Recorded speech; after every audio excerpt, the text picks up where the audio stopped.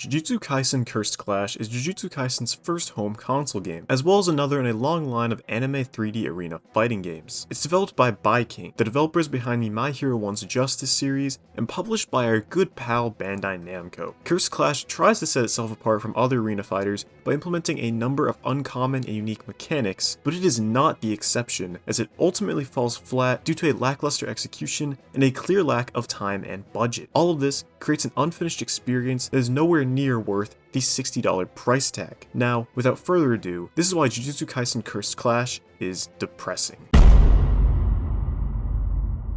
Like I mentioned before, Cursed Clash is an anime 3D arena fighting game. Despite being developed by the developers behind My Hero One's Justice, the gameplay is most similar to J-Stars. Rather than the standard 1v1, the game is played as a 2v2, and to compensate for double the amount of players that a standard arena fighter would have, the stages are very large. They also feature multiple different stories, as well as destructible environments. But the similarities to J-Stars run deeper than simply the 2v2 battles on the large stages. Cursed Clash, like J-Stars, is incredibly stiff and clunky. And to throw in another adjective, it takes a page out of One's Justice's book, and is floaty as well. To fully understand these grievances, let me give a quick overview of the combat system. Of course, you have your standard moves like moving, dashing, blocking, dodging, jumping, and double jumping, but your attacks are where things get more interesting. If you've seen or read Jujutsu Kaisen, then you know that the only way to exercise a curse is with cursed energy. So to translate that into a game, King made it so that only some of your attacks will actually deal damage. You have a basic combo called a combo technique, as well as two additional attacks called extraction techniques. These three basic attacks do not deal damage, rather, they fill up your cursed energy meter. The cursed energy meter can then be used to use cursed techniques, domain expansions, and/or ultimate attacks. All three of these cursed meter uses are what actually deal damage to opponents. If you have enough cursed meter and you execute a combo technique, the game will automatically have you use a cursed technique at the end of it to deal damage. So your basic combo can still deal damage with enough cursed meter, but those two extraction techniques will never deal any damage. I think this cursed energy mechanic is interesting. It's definitely unique and sounds cool in practice, but can get slightly annoying in game. I'd say it's a double-edged sword. It fits the source material and adds a level of strategy, but it's also frustrating when you've hit an enemy multiple times and deal no damage, then get hit by one attack and suddenly you've lost half of your health. I'll give it props for doing something unique, but there could have been more thought put into it and more time put into it to polish it. Let's switch gears and talk about the overall feel of the combat, which is incredibly stiff and floaty. The general movement just feels constricting. It's really hard to describe, but if you've ever played J-Stars, then it feels exactly like that. But on top of that, it's also floaty. You'll be in the air for the majority of the match, which just makes everything feel weightless. But what's so weird about the floatiness is that combos are also annoying to execute. You can send enemies flying into the air, but you aren't able to easily juggle them or continue a combo. It is certainly possible to do so, but in many cases they'll fly too far away or gain invincibility before you can do anything about it. Getting back to the stages, can I just say that I hate arena fighters like these? It makes no sense that you can just run through the environment destroying everything and making Rebel go flying all over the place. I get the environment being destroyed by attacks, but it's just overkill in this. And when the environment is crumbling all around you, your screen gets filled up with pieces of rubble, and then there are giant particles also covering the screen from various different attacks. It all just becomes one big eyesore. An eyesore that can't even run properly and starts to lag. I can't excuse the overall stiff, clunky, and floaty feeling, but the combat isn't all bad. Once you've spent some time with it, you do discover a sliver of depth, but that depth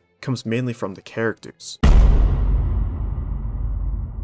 Cursed Clash features 16 different characters from Season 1 and Jujutsu Kaisen 0. Both the amount and selection of characters is weird. One's Justice had 20 characters at launch, but there are some noticeable characters missing from Cursed Clash's roster, despite having 4 less characters. There are no Kyoto students in-game, with the exception being Tota. No Mekamaru, no Noritoshi, no Mai, no Momo, and no Miwa. Now to be fair, Mai, Momo, and Miwa don't have much moveset potential, but leaving out Mekamaru and Noritoshi is really weird because they could definitely warrant a moveset. And while the game does only have 5 villains, it doesn't make much sense to include Eso and Kechizu over other more important characters, like Mekamaru and Noritoshi. I would say that they left them out so they can be added as DLC, but honestly I'm not sure if that's even the case. So far, the DLC is just named as the Hidden Inventory arc, but I don't know what characters they could even add from that arc besides Toji. They've released a short teaser showing Teen Geto and Teen Gojo, but they could just be costume swaps since their abilities aren't that different. Now if the DLC after that is the Shibuya arc, then there's plenty of characters to choose from, like Chozo, Meimei, Awasaka, Shigemo, Dagon, and Uraume. And I could forgive a second version of Potential Man just to see Mahoraga be summoned in game. But honestly, what they should have done was just delay the game and include characters from the Shibuya arc in the base game, because then they could also use the time to polish the combat as well, and it would be a much fuller and complete roster. But I digress. However, I do need to admit when something is done right, and for once, I think the majority of the characters are pretty unique. Viking has done a good job of translating the characters' curse techniques into the game and making them stand out from one another, even making unique mechanics for specific characters. For example, Megumi is able to summon either new or demon dog's totality to fight alongside him. And even looking past each character's unique curse technique, a lot of them have details that make them seem in character. For example, Sukuna's abilities deal damage to his own teammate. There was a match I was playing where an enemy Sukuna tried to hit me with his domain, but he ended up hitting his teammate Yuji as well and hit us both with the domain, which is pretty funny. There was another moment where Mahito dragged me into his domain, but right as I got in, I just launched a hollow purple and killed him immediately, destroying his domain. Funny and stupid moments like that are what I actually enjoyed from this game. On top of that, learning a new character's curse technique, as well as any other unique abilities they had, was also pretty fun. When you try and take the game seriously as a fighting game, that's when the fun gets stomped out, or when you try to play story mode. The story mode is just straight up terrible. It's a compilation of anime screenshots strung together by basic matches and a couple of CG cutscenes thrown in here and there. Now where have I heard that before? The game is too vague to be a proper substitute for the anime and manga for new fans, but it's also too boring to be a compelling mode for current fans of the source material. I found myself just skipping through every cutscene because there's nothing to get out of them. I already know the story, and I've already seen the anime, so why should I watch a lazy slideshow of screenshots from something I've already seen? At least with a story mode like Naruto Storm, there are a multitude of beautifully animated cutscenes to watch, as well as unique and interesting boss fights that compel me to play the story I already know. In Cursed Clash, there's zero incentive for me to play the story. If you're a fan of single player content and don't like to play online, then avoid this game like the plague. And if you're a fan of online, then you probably still want to avoid this game.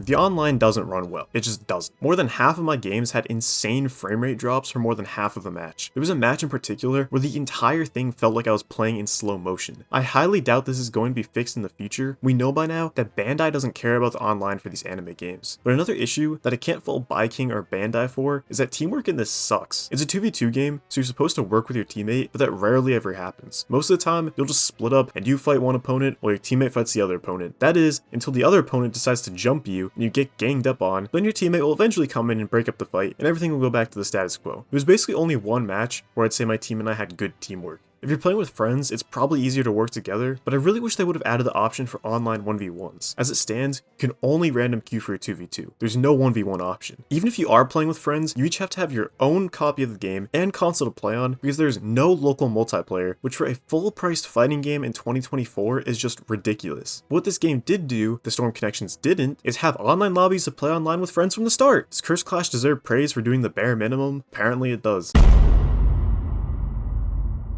Cursed Clash looks fine. The initial trailers made it look like a mobile game, and while I wouldn't say it still looks like a mobile game, it doesn't look very good. The character models do look better than Fortnite's, I'll give it that, but the animations don't look the best. Like the gameplay, they look really sluggish, and I can confirm, it plays as stiff as it looks. There's just no weight to anything. You can't really feel the power behind your attacks, especially in the ultimates. Just look at Megumi's ultimate. His startup animation is cool. Once he starts attacking, it looks so lackluster. It's a combination of the animation being stiff and the music not even changing that gives it this overall lifeless feel. The set of animation that I do like is the intro animations. I think they look pretty cool, but each character only has one and it gets old after seeing it twice. But looking past the animation, the part of the presentation that really looks the cheapest is just the UI. Viking was so lazy that instead of making an actual home screen, they just played the anime's opening in the background, slapped some text on top of it, and called it a day. There isn't even a proper character select screen. The way you choose characters is different between online and offline matches. If these points don't scream cash grab to you, then I don't know what will.